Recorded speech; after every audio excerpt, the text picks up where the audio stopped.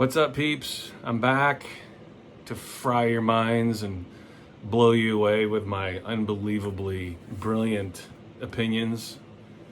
I don't mean that. I'm full of shit just like everybody else. But I am going to talk about my Brian Eno collection tonight. And there's a lot. So those of you who are still awake when I'm done, I appreciate you. I love you very much. I love all of you anyway, but those of you who can keep your eyelids open during this video, which no doubt will be long. I have a big Eno collection. I have a lot to say about it, but I commend you. And try to stay awake, but if you can't, that's cool too. You can come back later and watch it, right? But yeah, man, let's do this. I got my Los Pollos Hermanos shirt on. I'm ready to roll, baby. I'm literally just gonna go through my collection here. I know I have most all of his albums. I'm missing a few. I don't have everything. I have some singles. I have some remixes. I have stuff. I have a lot of Eno, so I don't know that this will be as long as my Weatherall video, though. That was 80 minutes, and I didn't even go through like a third of my Weatherall collection. But anyway, enough babble out of me. Let's get to this, shall we? Join me. I'm going to start off with this behemoth. This is Working Backwards. This is a Brian Eno box set that was released in 1983, as you can see here. It starts in 73, goes to there. I think, well, I'm gonna crack this open, but I don't know. There's 1, 2, 3, 4, 5, 6. I don't know. There's like 10 or 11 records in here. One of which is a Rarities album that's exclusive to this. And then it also, at the time, had Music for Films Volume 2, which was exclusive to this set at the time. I think it's been released separately since, but I can't remember. But at any rate, this is a bad motherfucker in terms of Brian Eno collecting. This has got all the records you need. If you were to find this and wanted to get into Brian Eno, this is a great place to start. I don't know how rare this is. I imagine it's probably pretty rare. This came out on EG Records, as most of his stuff did back then. I picked this up in the in the early 90s at our used record store. I knew who Eno was at the time. I mainly knew him as a producer. And I'm not going to talk about all the bands he's produced, by the way. Eno's his credits are endless. He's produced other bands, the big ones we know about like U2 and Coldplay. He's also produced bands like James and so many bands you can't even name. I'm not going to talk about all the other bands he's produced. This video would be too long. I'm just going to focus on his own stuff as much as possible.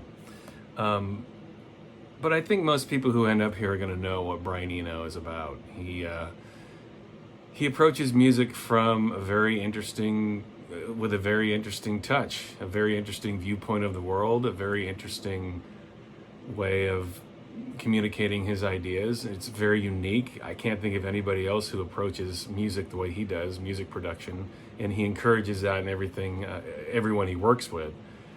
I remember I wrote an article about Eno for Discogs. I think I've mentioned before I used to be the main blog writer for Discogs, and I wrote about Eno a couple times.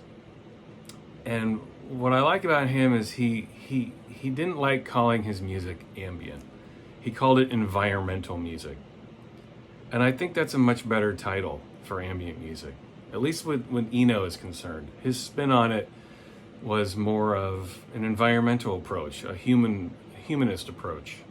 He encouraged himself to make mistakes.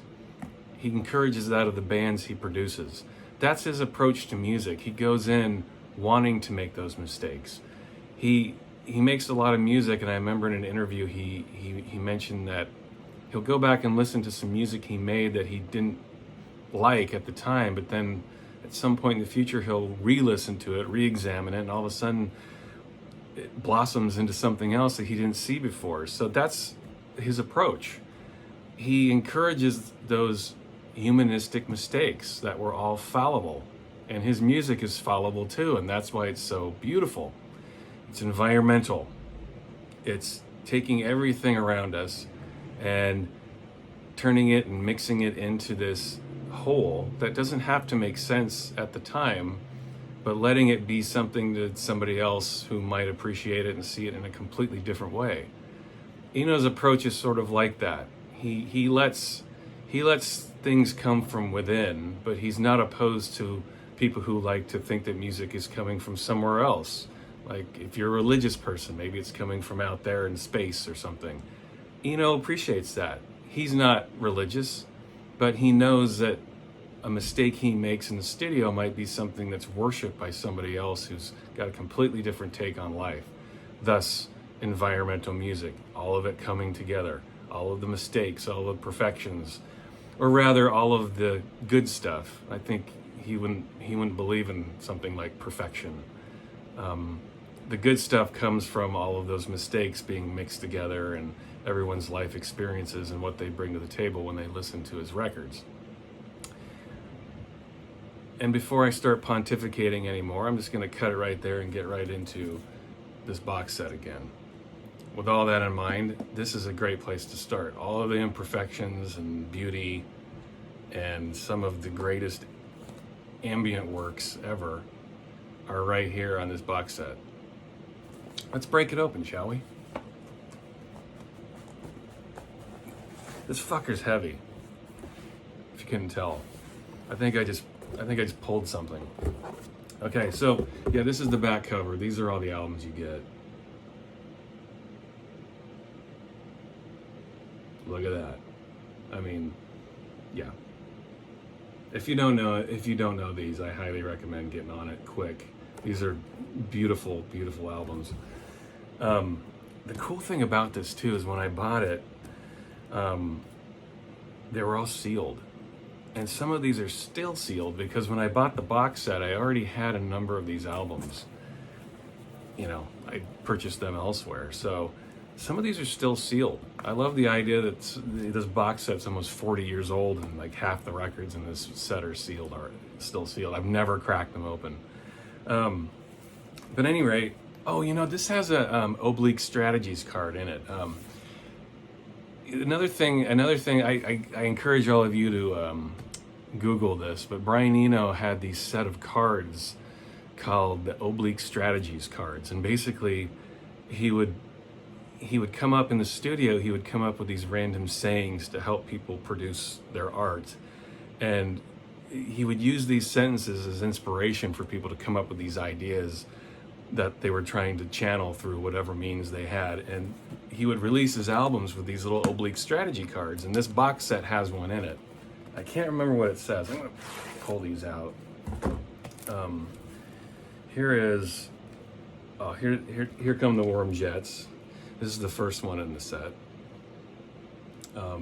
This is him breaking away from Roxy Music. If you don't know, he was in Roxy Music, but this is kind of him. This is his first foray, kind of breaking out of that mold. Honestly, I haven't listened to this album a ton in my life. I've listened to it a few times. I enjoy it. I need to listen to it some more. Some people really worship this album. I don't know that I'm as enthusiastic about it, but I do like it.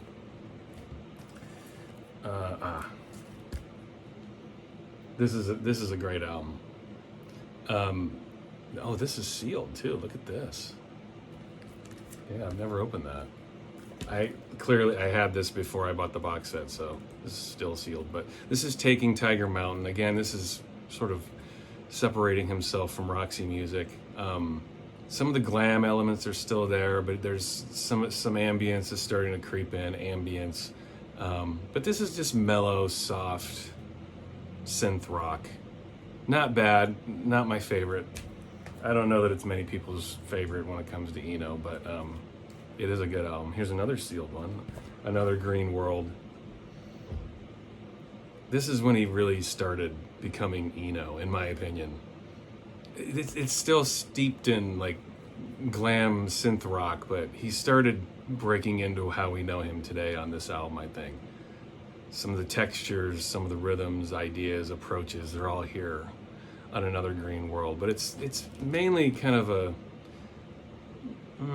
it's a 70s soft pop rock album, but so much more. I mean, don't think, don't think this sounds like a 10cc album. Nothing wrong with 10cc, by the way. They're great, but this is a lot more than that. Arguably where it all began in terms of where Eno is coming from. Discrete music. A classic. Anyone who knows Brian Eno knows this album, owns it, loves it. This is a beautiful album. Mainly for the track on side one. It's like a half an hour long. Serious meditation music. Yeah, you listen to this album and all kinds of emotions will get conjured, especially if you've been listening to it a long time. When I listen to this album, I picture myself in the, when I was a child. My dad used to listen to this album growing up, and when I was just a toddler in the late 70s, I can remember this playing on the record player, and it brings me back to that place. But so many other places too. I've listened to it through all kinds of phases in my life, and when I hear this, all kinds of really disparate emotions get conjured up. Some good, some bad, but that's a positive. Life is good and bad, and this album reminds you of that. Music for films. Exciting cover. Okay, you got me there. And it's sealed. I have not opened this one. I own this somewhere else. It's floating around in my collection somewhere else. Great album. Again, Eno really kind of taking flight into how we know him today. Music for films, you bet. That's what it sounds like. But before that was a thing. Everyone does that now. People making music for a movie that doesn't exist. I know I had this prior to buying this box set. This is sealed. That's kind of cool too. I should no, I'm gonna leave these sealed. There's something kind of magical about leaving a Brian Eno record sealed for its entire life, or until some dickhead comes and breaks the seal. But anyway, this is a great album. All kinds of different stuff going on here. You got the pop, you got the rock, you got the ambient, you got the guitars, you got the synths, you got the voices. This is a beautiful album. This takes you to another place.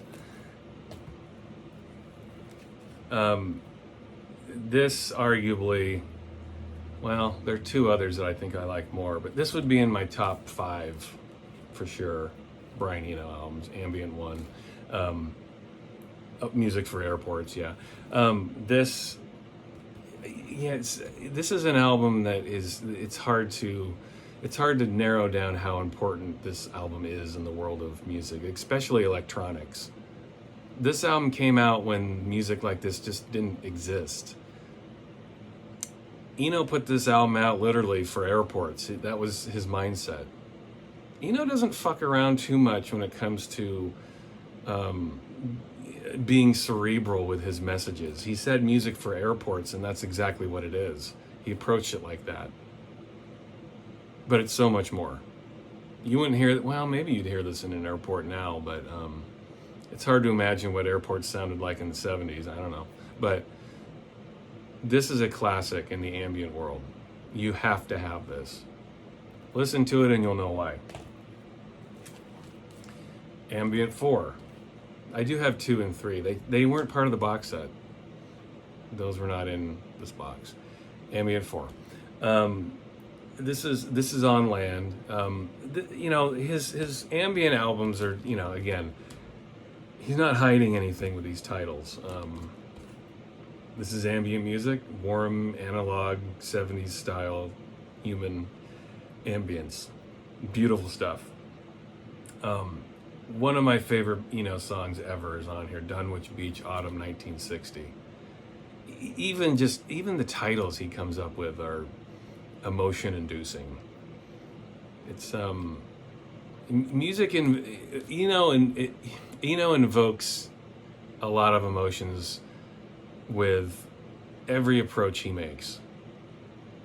It's very thoughtful music. And this is one of the best examples of that. My all-time favorite Brian Eno album right here, Apollo.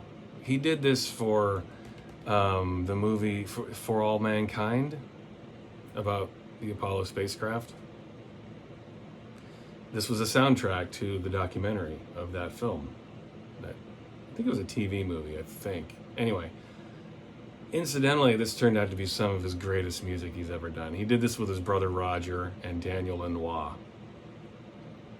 And this is as good as it gets. There are very few electronic albums in the ambient vein that are better. I would argue this is, with the exception of maybe a few, this is the greatest album of all time in the ambient world. You have to have this. No excuses. And they released an expanded edition last year that I'll talk about in a bit here. But yeah, just top to bottom, unbelievable work from some human beings that were highly inspired and focused. It's all here. Everything you need to know about ambient music is right here on this album. Music for films too. Again, this was exclusive at the time. I don't know if they've released this since. I don't remember. And then this one called Rarities. I think it's got 5 tracks. Yeah, 5 tracks that are exclusive to this 12-inch. I'm pretty sure they never released this separately. This is exclusive to the box set. Anyway, so that rounds out the box set. Oh, I forgot the Oblique Strategies card. Where is it? Here it is. It's on the floor. Sorry. Here it is. He had a series of these cards. I think he sold them, was it 500? He had a total of 500. Let me see here. I'll hold it up. I can't read it. It's backwards. Make an exhaustive list of everything you might do and do the last thing on that list. He would make these cards for the artists he worked for as inspiration. I'm pretty I don't know if he still does that. I know he did it with U2. I know he did it with David Bowie. I know he did it with Talking Heads. I know he did it with Devo. But yeah, I don't know if he does it anymore. But yeah, almost like a meditation on the art of music making. You know, would take every opportunity he could to sort of explore that space between making music and being a human and artistry. He was really good at that.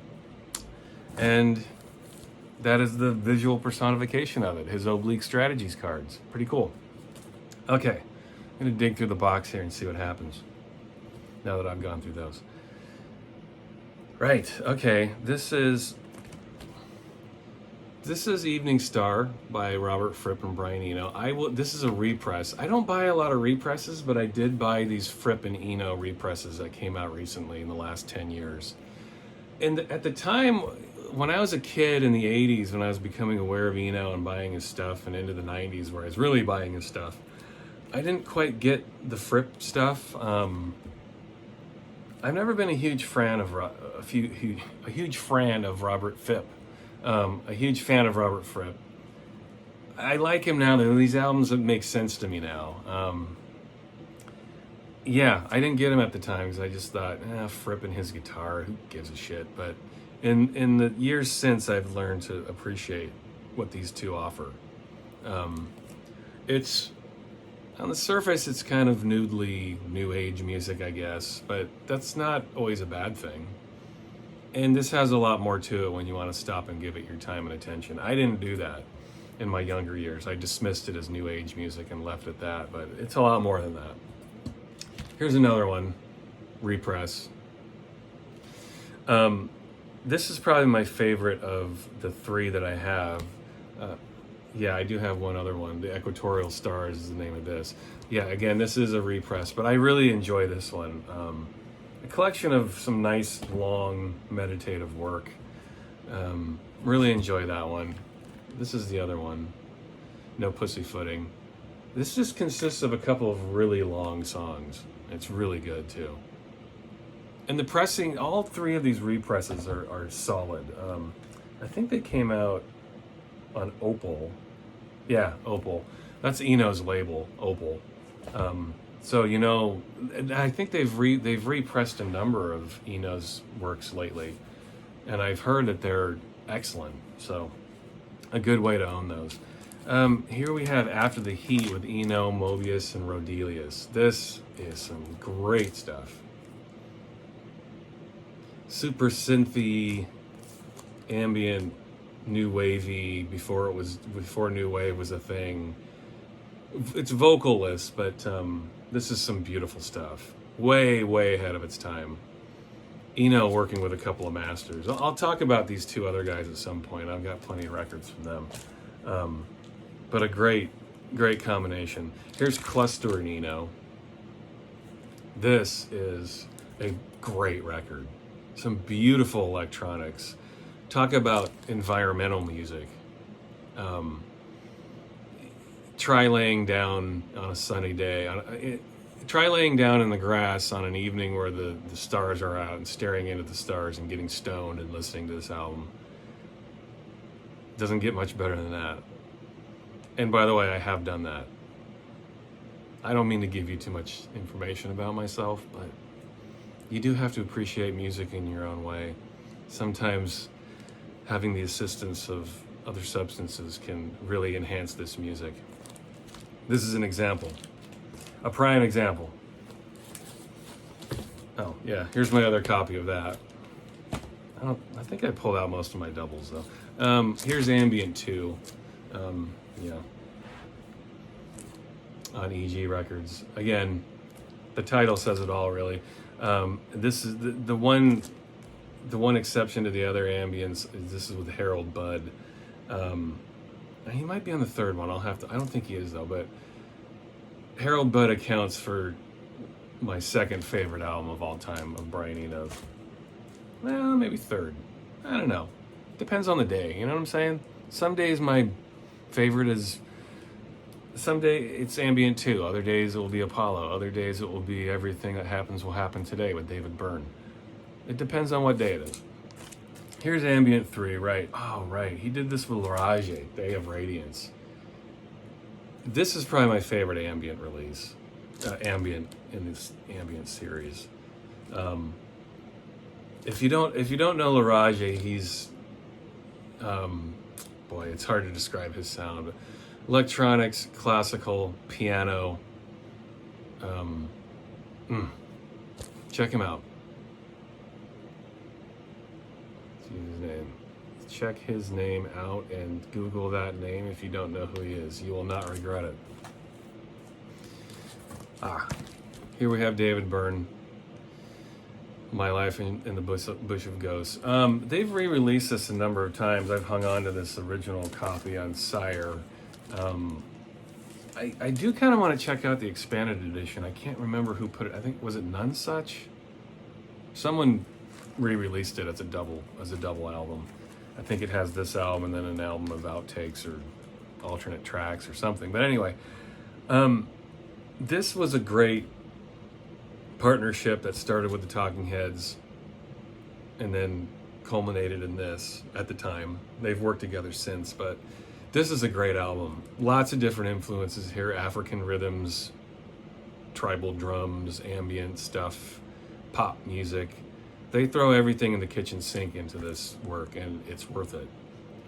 When it came out at the time, I mean, I was a kid. I didn't hear this when it came out. I think, did this come out in 81, I want to say? 81, 82, I don't know. Early 80s. When this came out, I was too young to experience it, but this has aged well. I've listened to this recently, and I listen to it on a regular basis, and it is good. I would have loved to hear it when it came out when it was new. I just wasn't old and hip enough. But part of a very fruitful partnership with Eno and Byrne. This represents one of my all-time favorite Brian Eno albums, The Pearl with Harold Budd. God damn, this is a good album. So good, so gorgeous. Every song is of the utmost highest quality. Musicianship at its finest, production at its finest. Some beautiful, soothing music here. Unbelievable album. I can't recommend this highly enough. The Pearl. Beautiful. Here's one he did with Michael Brook. This is Hybrid. This is pretty good. Not one of my favorites, but it's good. It's worth having. I think this came out in 1985. Yes, 85. Eno's a busy guy, man. He's always making stuff, working with other people, making things happen, shaking, baking. Good stuff. Michael Brook's a guitarist, if you don't know. Music for Films 3. And just how it sounds, it's very, has that sort of feel to it. You listen to this music and you picture yourself in some movie that's never been made. And depending on how exciting your life is, that could be a great movie or an unbelievably boring movie. Either way, Eno brings it, as he always does. This is a single, one word. He released this with an album. This is a single from the album what was it? I almost said one word up. Wrong Way Up. And this has a couple of B-sides on it that are worth having. I don't know how rare this 12-inch is, but this is a good one. It's Eno and Cale, John Cale. If you don't know who John Cale is, go look him up. I'm not going to break him down for you. You should know who he is, though. But if you don't, go look him up. That's what this my YouTube channel is about, man. Discovery. John Cale. He's got a rich history. I'm not going to break that down in this video because this one's going to be long enough as it is. But this is some really good stuff. Vocals. Eno doesn't do a lot of his own work with vocals. This one has it, as does this. Here's the album. I noticed that this is getting a repress too. As I was doing my rounds and looking at upcoming releases, they're re-releasing this on Opal, which is good because this is rare and hard to find. It has been in recent years, at least. It deserves a repress. This is an excellent album and contains one of my favorite all-time Eno tracks, The River, which has vocals, which is just a beautiful, I hate to say ballad, but it is a slow, beautiful, lovey, no, I shouldn't say lovey, or existential. It's one of those songs that just makes you contemplate your life a little more closely. Every time you hear it, it kind of stops you in your tracks and makes you wonder what the hell you're doing with your life. How often does that happen when you hear music too? When that happens, you have to stop and really appreciate it. And it happens on this album, and especially with The River. So I'm glad they're repressing that. If people can't get that for a good price, that's a shame, and it will be good. It will be good to see that that's happening. I won't talk about this a lot. This is James Wawa. I think this is. I can't remember. I like this, but this is. I think these are compositions from.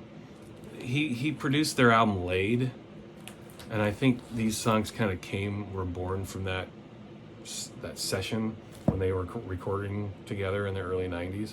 This isn't my favorite, really. This is a repress. I never got it at the time.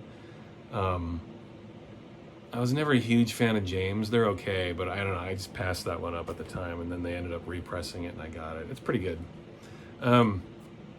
This is something he did with Rick Holland. This is Drums Between the Bells. This is on Warp Records. Double album. This is a fun album. It's very abstract, though. I would argue it's maybe one of the most frenetic and abstract things that Eno has ever done. It's very un-Eno-esque. And I don't know if that's the influence of the man he's working with, but it's good. Not my favorite. Honestly, I haven't given it the time it deserves probably over the years. But it's got some really intense, different sounding stuff on it. All I can say is abstract, experimental would be the way to describe this. Lots of frenetic drums, pianos, electronics, and almost kind of like computer taking over type music. Not like Autechre-esque, but approaching that. It's a little odd for Eno. Usually his stuff is a little more based in form. This one doesn't have a ton of form. That's not a bad thing, by the way. It's very un-Eno-esque, and I think because of that reason, it's worth a listen. This is one of my all-time favorites of Eno, or just generally. This is a beautiful album. I end up listening to this 4 or 5 times a year, probably at least. This is so good. Eno and Byrne together make a pop album. That's really what this is at its heart. It is a collection of 11 pop songs. Everything that happens will happen today. This came out in 2008, I think. I don't know, it doesn't say on here. I think it came out in 2008. This is some of the best work that both of these artists have ever done. Talking Heads wise, Brian Eno wise, anything these two have done separately, this matches it. This is a gorgeous piece of work. Some of the songs on here, just like strange overtones. Oh man, I can't remember the song titles. I'm gonna pull this out. You know what? I'm gonna check out these song titles.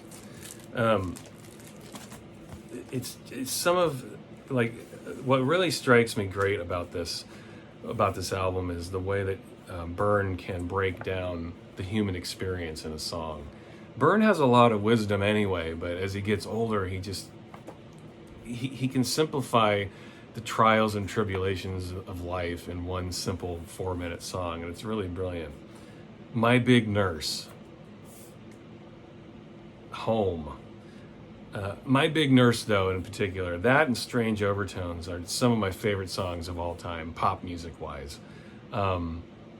Life is Long, Everything That Happens Will Happen Today, Poor Boy. Pick this album up.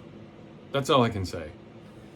In a world where tons of pop music is made by children who have no life experience and are singing out of their assholes, who don't know anything about life, who have experienced nothing, who have had everything handed over to them, who are entitled little babies.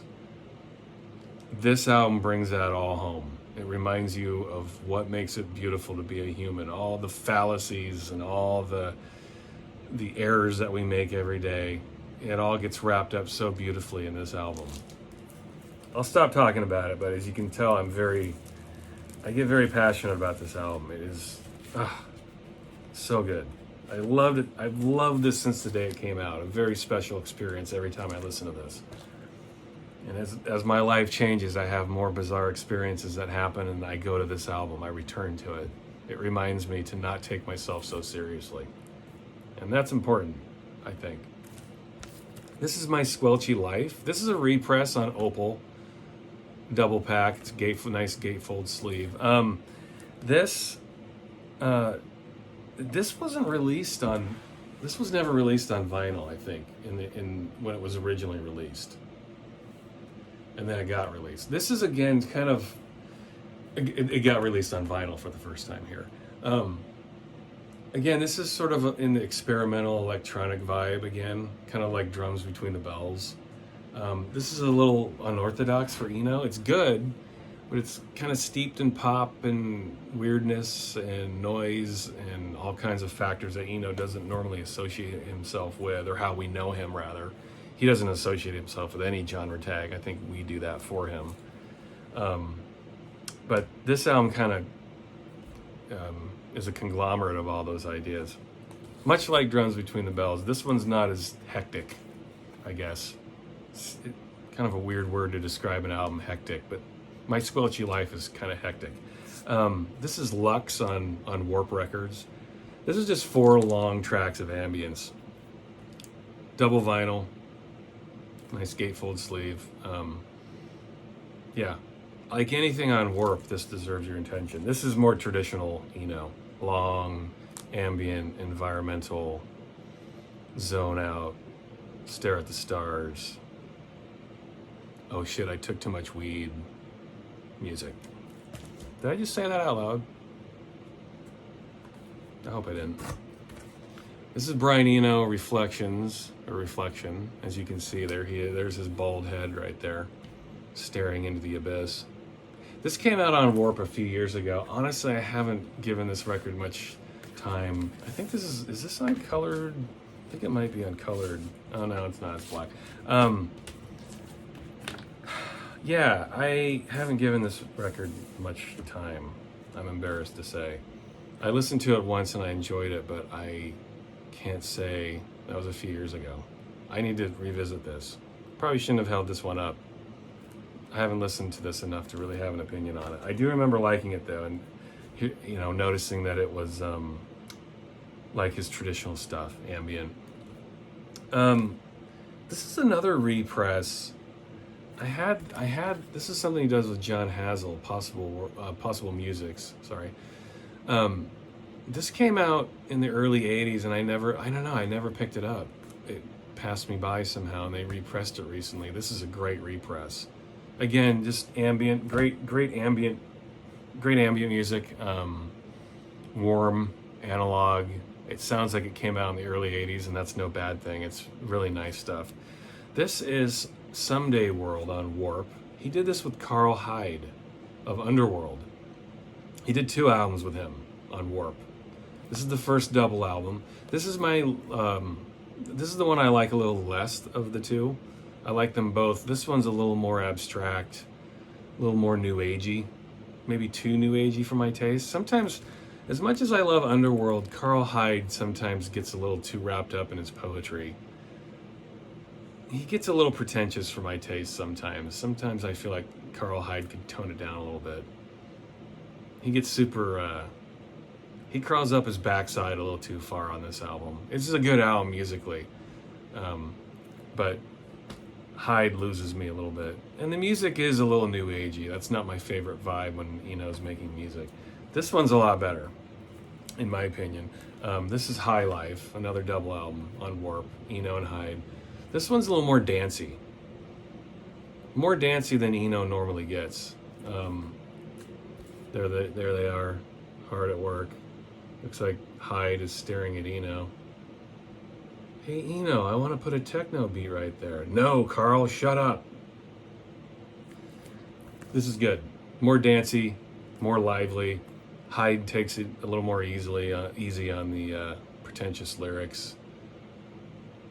Good stuff. How can you lose with Underworld and Eno anyway? Although Rick Smith being involved would have made it the perfect trifecta. But he's not. Rick Smith isn't on there. You'll have to go to Underworld for that. This is another album this is a repress, double album. This came out in the '92, I want to say, NerveNet. Again, this is another one of Eno's frenetic, hyperactive, experimental, spaz rock, spaz techno, spaz pop records. Good. It's a good album, and this repressing is definitely worth getting. The original press was on a single piece of wax and lots of music compressed onto one side. It doesn't sound very good. It's stretched out into 2 albums here, and it's worth it. That's a good album, and some good singles with that album too, which I'll talk about here in a minute. This is another repress, the Shut Off Assembly. Another early '90s Eno jam. Much like NerveNet, a little more ambient, a little more chilled out, but spazzy, but good. And it has the full version all to itself on one side at Ikebukuro, 16-minute ambient, weird experimental jam. And yet another repress on Opal, The Drop. This one, again, this is like the last few I mentioned. I don't remember if this got released on vinyl at the time. I never had it. I didn't get it. But this is a great album. Again, in the same vein as the other ones I just talked about.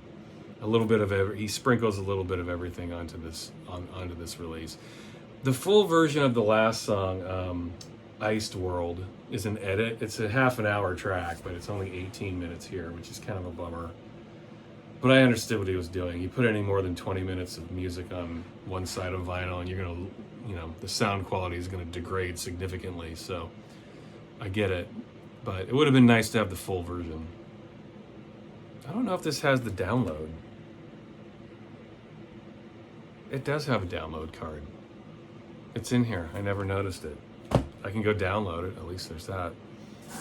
So here are some singles. This is from the NerveNet album. This is Ali Click. This has some Grid mixes on it. I think this is the one with Grid. The Grid? Yeah.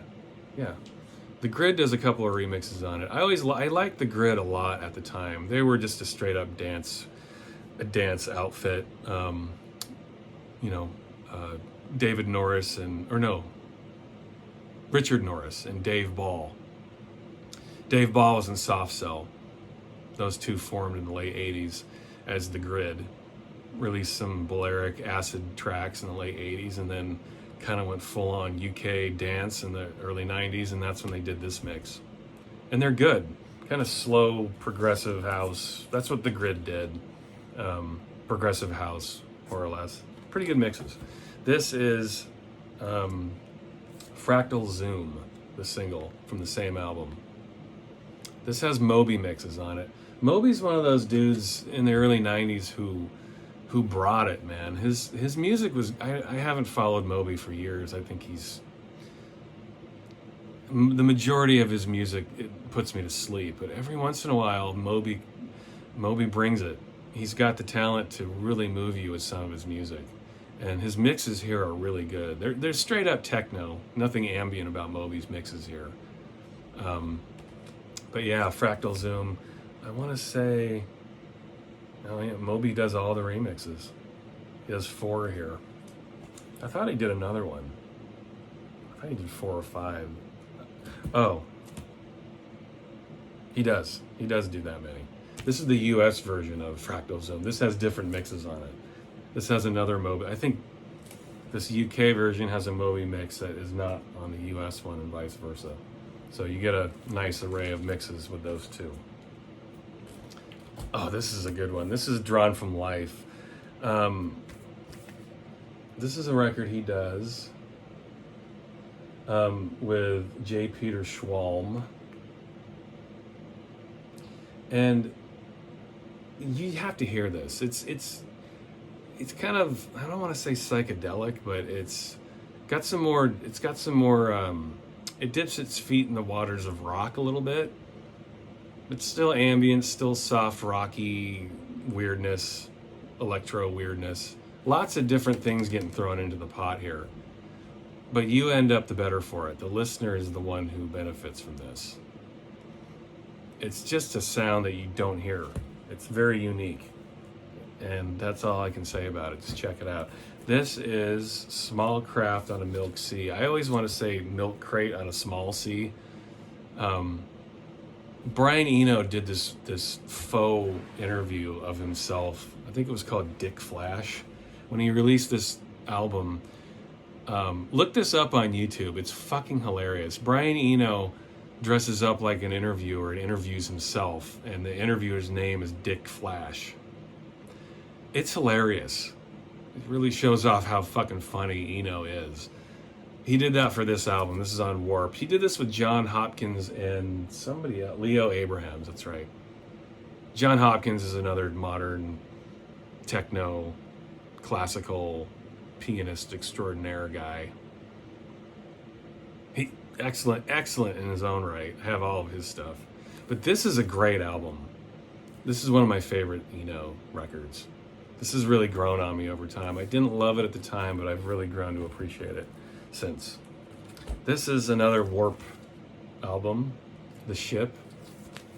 This is has another song that's ballad, like The River on the John Cale album. This has got a track called I'm Set Free. And it's another one of those really heart-wrenching vocal tracks. Eno sings on it. I think this might be the one on Clear Vinyl. Yeah.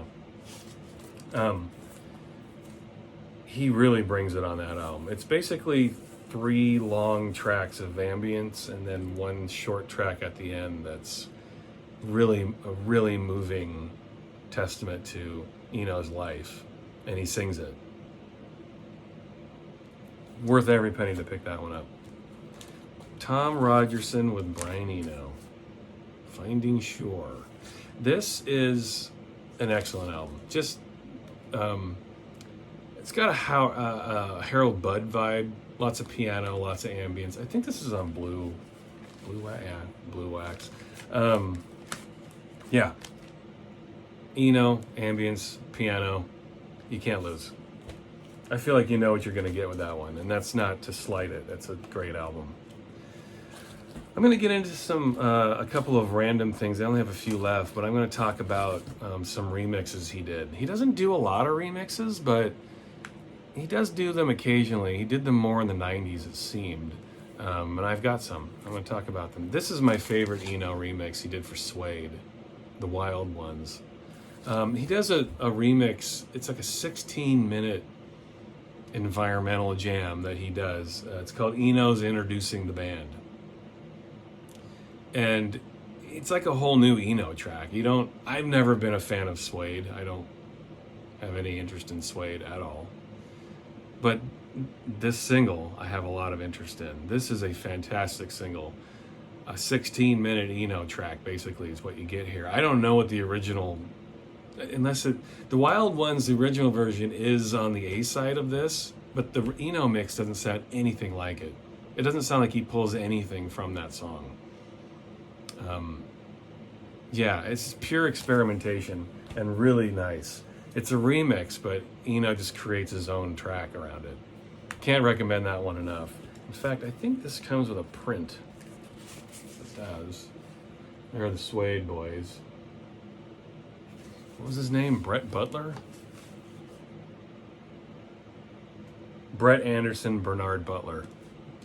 That's close. I got 2 of the 4 right. They just weren't in the right order. Anyway, yeah, get that one. Another great set of Eno mixes. I Feel You, Depeche Mode. He does a couple of mixes here. They are called Life's Too Short Mix and the Swamp Mix.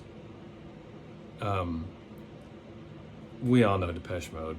I could talk about them at some point if you want me to. I've got everything that Depeche Mode's ever done. I probably won't talk about Mode because we know them.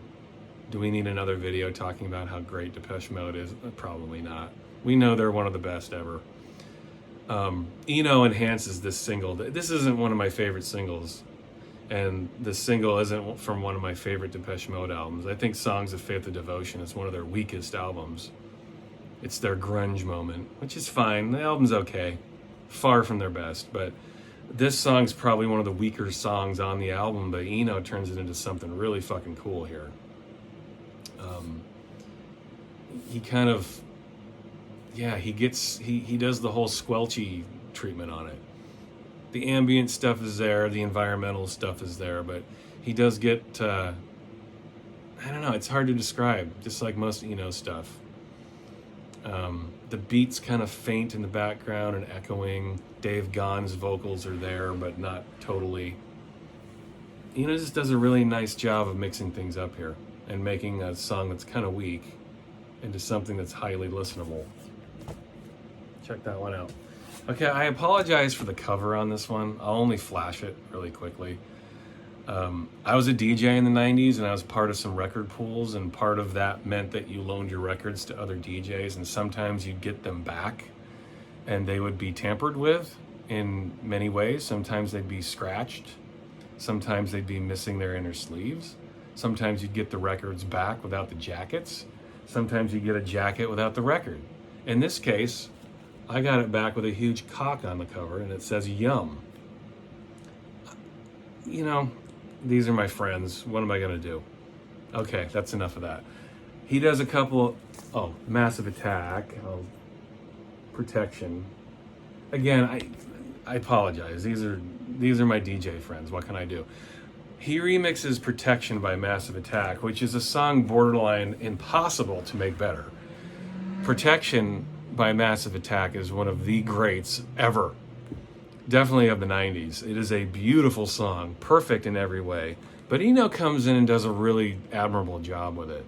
He extends it about a minute. It's like a 9-minute jam. And, you know, he basically kind of puts an ambient spin on it.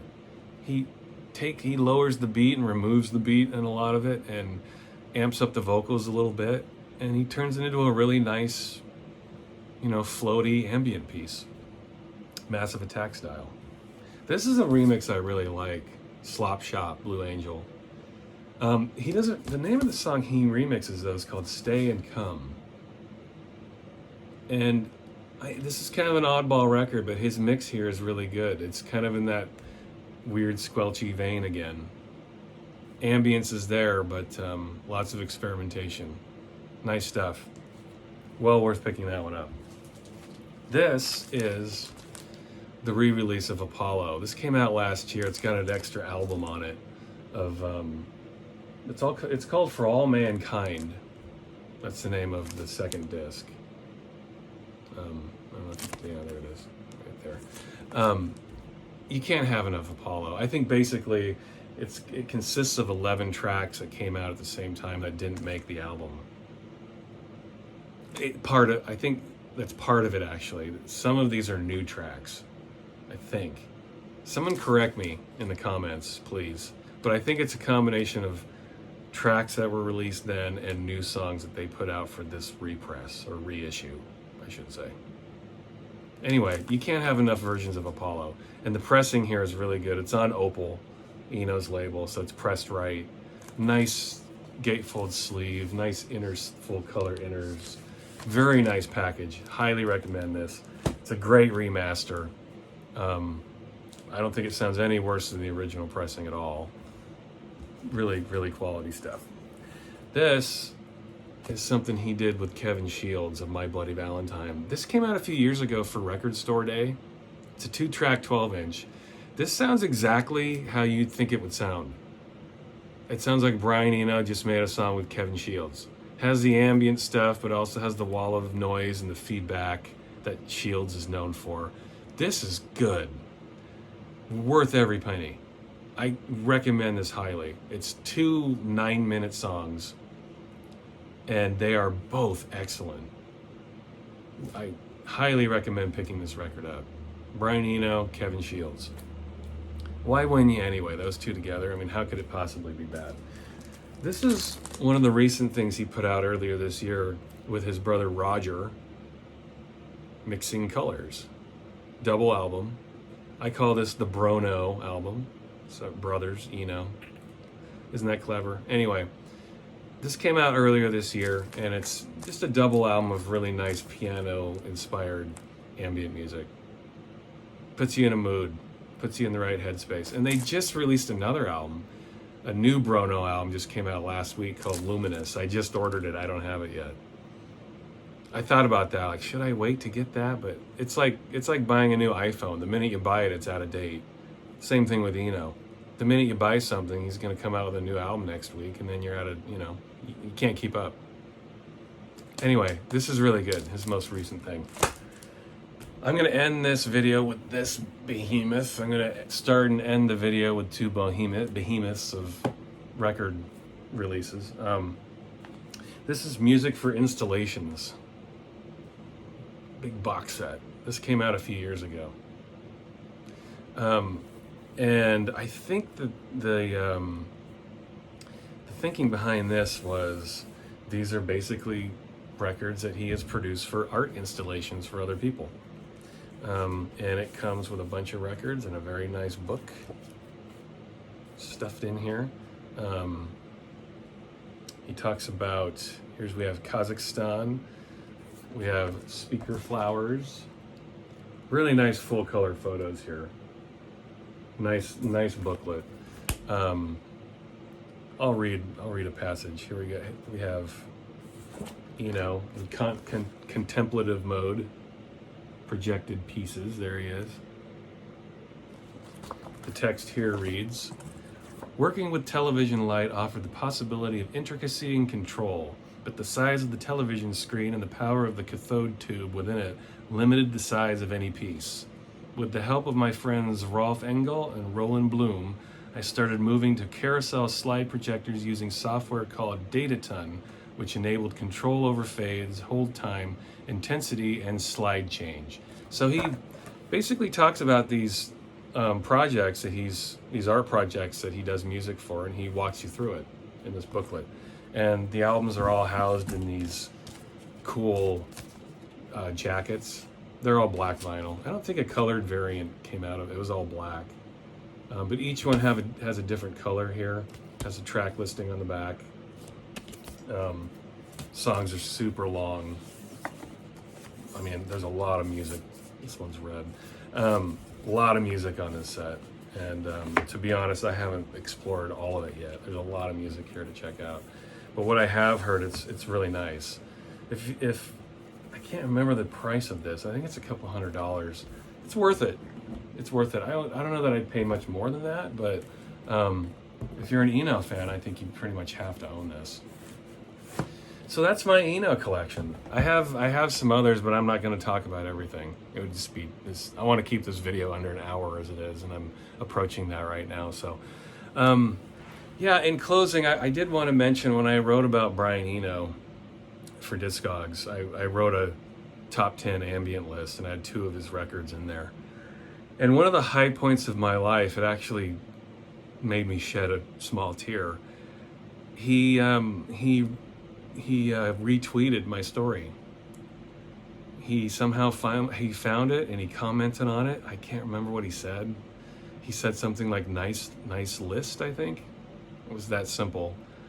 But he found it and he retweeted it on his Twitter. And I don't even have a Twitter account. It took one of my coworkers to show me. But it brought a tear to my eye, and that's what Eno means to me.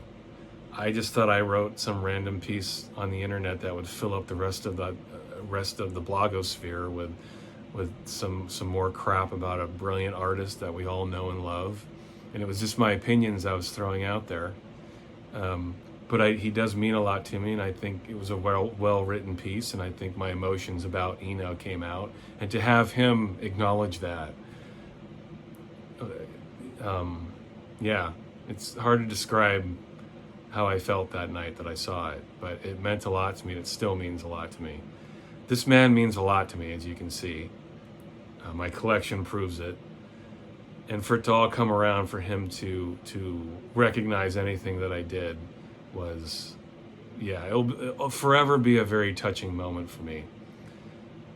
And so in addition to all the music he's brought me over the years, I can have this personal touch and story over all of that as well. He's in a class of his own. He has no equal. And I think most people in music know this. That's why they seek him out to produce their music. He brings out things in us that we didn't know was there. He's always done this. He just has that ability to approach his art with this flair that is entirely unique to him as an artist. And I love him for that. I think he should forever be cherished for these things. And Eno, with the exception of a few, like Andy Weatherall and a few others, he's at the Mount Olympus of musicians and artists for me. I mean, it doesn't get much better in the world of music. Brian fucking Eno. If you don't know about him, look him up too. He's one of those guys who you've probably heard his music, you just don't know. Like I've had girlfriends in the past where we're listening. I introduced them to Brian Eno and they're listening to something, and I'm like, Brian Eno produced this. She's like, what? This is my favorite album. Yep, Brian Eno produced that. You hear a track on the radio, Brian Eno produced that. He did? He's everywhere. You've probably heard one of his songs. He produced the Joshua Tree, for God's sakes. You've heard a Brian Eno song. Trust me.